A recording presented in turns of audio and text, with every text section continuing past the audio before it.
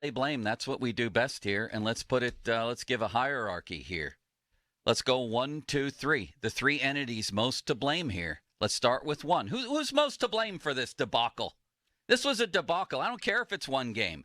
I don't care what the 89 Steelers did or the 97 Steelers did when they got blown out at home. I care about this debacle. And, yeah, they could bounce back. But all we have is today, and they had a whole off season to prepare for that game. Kyle Shanahan did, Mike Tomlin did, Matt Canada did, and Steve Wilkes did. And how did that turn out? Anyway, who's most to blame? You know what? I'm going to blame the players. I'm going to blame Pickett, starting with him. I thought it was the worst game I've ever seen him play. He had no pocket presence. He almost looked, I don't want to say afraid of getting hit. He didn't try to make one play with his legs. He had one scramble right at the very end of the game for like 4 yards. The only time he ran the ball. I don't know if he's thinking those concussions. Looked tentative to me, misfired, high, low, wide right, wide left. I got to put it on him at the most, but there's plenty to divvy up, man. Plenty of blame. I have a tie for number one. It's the coaching staff. It's Kenny Pickett. It's the entire team. But starting with the coaching staff. Again, Ron, can we allow that right off the bat? Equivocating right off the bat. He said he wants. Pick one I said entity. Pickett. One, please. Okay, if I have to pick one, it's Kenny Pickett. Okay. Everything was running through Kenny Pickett. Yep. And again, there were plays to be made. If it wasn't open, then I'd have more problems. But there were open receivers. He misfired by a large amount of space. The best pass he threw was in the end zone to Freiermuth at the end. It had to be perfect. That was it. Other than that, I can't remember one How pass. about the one he missed to Freiermuth in the end? Exactly. That looks like a miscommunication, which is always the receiver's fault, we're told. Pickett said that Pat saw it one way, I saw it the other way. But regardless, he did not look confident. The confidence that we saw at the end of last season, going into this preseason, I think most of us made this judgment based on that body of work.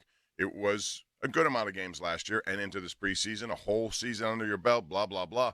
And what we saw was not anywhere near what you thought you were going to see in this first game. I wouldn't have minded if they had lost this game. San Francisco's good. It's the way they lost. Not 30-7. And it could have, that score's not even as close. No, that could have been 60-0. That was terrible. Lounge singer? Lizard. Well, I guess for the sake of saying not Kenny Pickett, even though that's a viable answer, I'll go with Mike Tomlin just because the entire team didn't look good. I mean, what phase of the game did they do well in other than Anthony McFarland and a couple of kick returns? That's it. That's the lone positive that I took from that game. Yeah. So it's an overall failure, so I go back to the head coach. I start with Pickett, like you guys. He's supposed to be the star. He's the quarterback. He's the most important player, allegedly. And he was not just bad, he was horrendous, like frighteningly horrendous. He was scatter-armed, jittery feet, indecisive, no pocket presence whatsoever. He was I don't even know of the word. I was stunned at how bad he was. So he is absolutely number one to blame. And I know people will want to put the blame on others, and believe me, others should take their share. There's enough to go around. I kept hearing it. People seem to want to make it an either or with Pickett or Canada. They're both to blame. I mean, the old jet sweep on play number 2 when it's 2nd and 4, for what? Well, I will say, and they never ran it again. I know that much. No, they never did. San Francisco almost had the same exact play sequence in their first drive with different results. The second play they ran was one of those kind of jet sweeps, and they did it with Deebo Samuel. It looked like they even screwed up the jet sweep, though. It wasn't a clean. No, it was almost like Pickett flipped it to him. I don't know what called it a pass. Doing, they called it a pass. Yeah. It looked like it. I mean, you could argue the play call, but the execution of that was horrible too. Right. The big bad Steelers who were going to come out and brutalize everybody. They're in manageable position, on schedule, as Mike Tomlin likes to say, 2nd and 4, and they bust that out. 2nd and 4. Come on. And it's not about one play, though, with Canada. That's the other thing I keep hearing and seeing and reading. Like, oh, Pickett had open. Of course Pickett had open receivers. He should have played better. It's the overall scheme of the offense. There's never people running wide open. I heard Dan Orlovsky talking about, I think, Guy Lafleur's offense for Jordan Love in Green Bay yesterday. and he said it was sophisticated. It was easy on the quarterback. He got him some easy throws down the field, guys in stride, some gimmies to get him confidence. When do we ever get that in this offense? How about yesterday? It's a death struggle from the beginning to the end, every game. Ayuk and Samuel just running wide open across That's the middle. That's what I'm talking about. I mean, that, when they say Shanahan's system is quarterback friendly, I mean, how good I thought Purdy was tremendous yesterday. Tremendous, yes. There's no doubt who the better second-year quarterback was yesterday. But to your point, those guys were just coming across the middle wide open and the yards after catch. Right. This is very quarterback unfriendly. As bad as the quarterback was, this Matt Canada offense stinks, and I'm tired of watching it still. I don't care if they ran the ball well against the Raiders last year and that Kenny Pickett, after horrible games, dug deep and won those games late by basically improvising. This offense stinks. Well, last week I told you guys that I think one of the tests this year will be when they meet failure and adversity, what they turn into. And I was referring to if passes to George Pickens don't work because it's an interception or what have you, do they continue to go back to it because they believe it's a strength? Who? This will be, I'm just saying. George who? Exactly. He did not talk to my record. I don't think he. No, he did. He said he had nothing to say. Okay. I don't blame him for that. There was nothing to say. But my point is, now the question is, what do they turn into? Are they now reverting back to the end of last year when they decide, well, you know what? Maybe Kenny's not yet ready for this, and we're going to go run heavy, and we're going to try to win games that way and establish a run, and then we'll pass off of that. If they do, I think they're going against what I think their whole intent was leading up to this season. So, I don't know what that does to their identity. But yesterday they had no identity. Well, I know we have 4 hours to fill here today. We got a lot of ground to cover. How about the high-priced defense? How about what they did in that game yesterday? Well, I was surprised. They couldn't cover. They couldn't run. And I don't want to hear, well, the offense didn't have enough snaps. They were on the field too long. Get off the damn field. Right. Touchdown, field goal to open the game for them. I thought they were every bit as bad as the offense.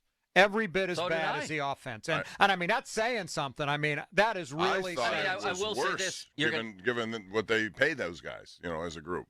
You're going to have to win shootouts at times. I will say that in the NFL. And this offense suddenly just looks horrific. But I agree with Ron. The defense was bad. And I know Cam got hurt early, and that didn't help him at all. We got a lot of injuries to talk about around the league, but Cam's injury doesn't look good to me. Groin. That's got to be a while, right? Johnson, and Deontay, a hamstring. That's got to be a while. Now, they're compared to some of the other injuries around the league, they were pretty lucky. But I'm sorry. I mean, that defense, Pat Peterson, how about him? Pretty mouthy during the game, right? Pretty mouthy. Got beat, the Ayuk beat him with a touchdown. I think they purposely, because of those comments, went after him early. They wanted to see, okay, how much you got left? We're going to give you our best guy. He was the veteran version of Anthony Smith. We're going to tell you, said that last what do you say? They have tells. Yeah, they have tells all the way to the end zone. I'll tell you what they told.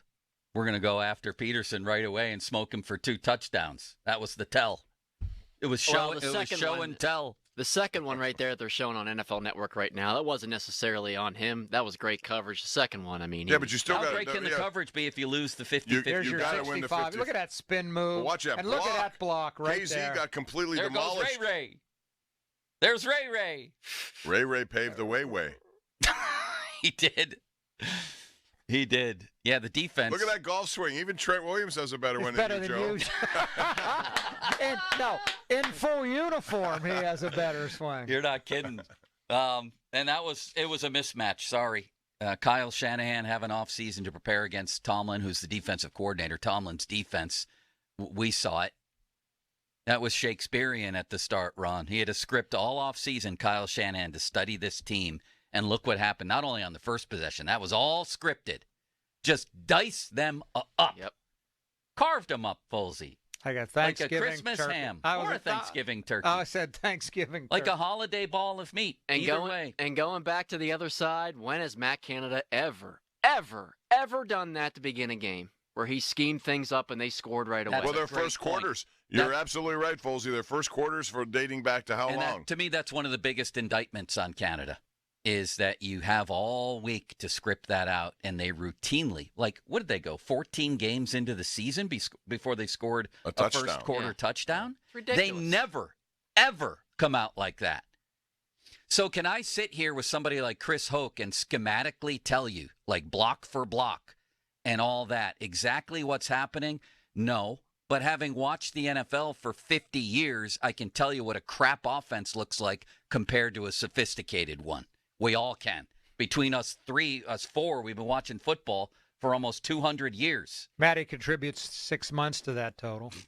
Yeah. Young Matty behind the glass. There was an easy comeback there, Matty. You let it go. Yeah, I contributed 100 of these. Right. I know.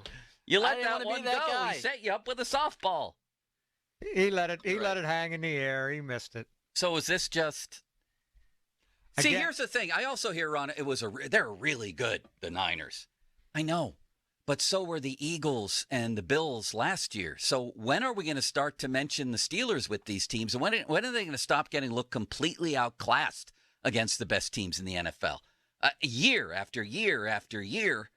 Not only do we, I think nationally, people don't look at that and say, where have the Steelers been? They look at the Steelers and say, wow, is Mike Tomlin doing a good job? Oh, Because he lives down to low expectations every single year?